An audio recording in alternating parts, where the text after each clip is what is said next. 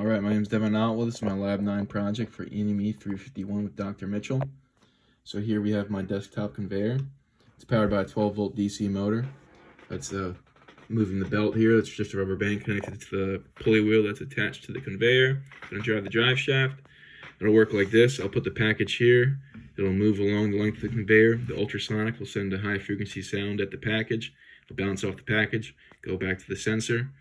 It'll notice that there's an object closer to it than it usually sees, so then it'll tell the servo to actuate.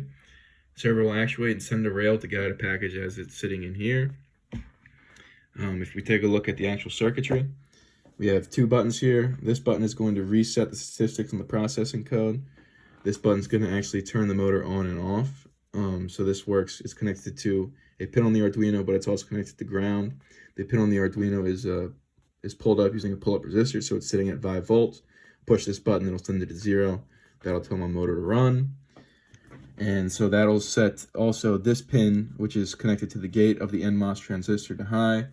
So that'll be at 5 volts. It'll compare that to the voltage at the source, which is connected to ground. So that 5 volt difference will be enough to overcome the threshold.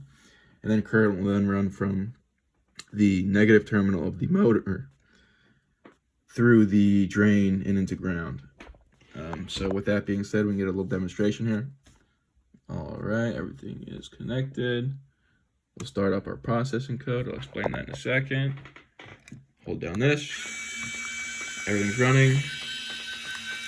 Put package here. See, it actuates, and it sorts into the bin. And we can do that all day.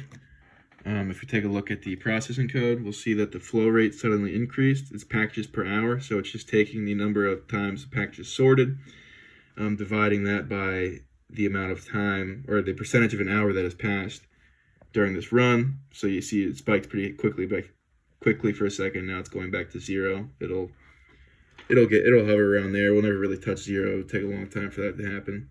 You see, if we just keep actuating the servo, we can tweak with it a little bit.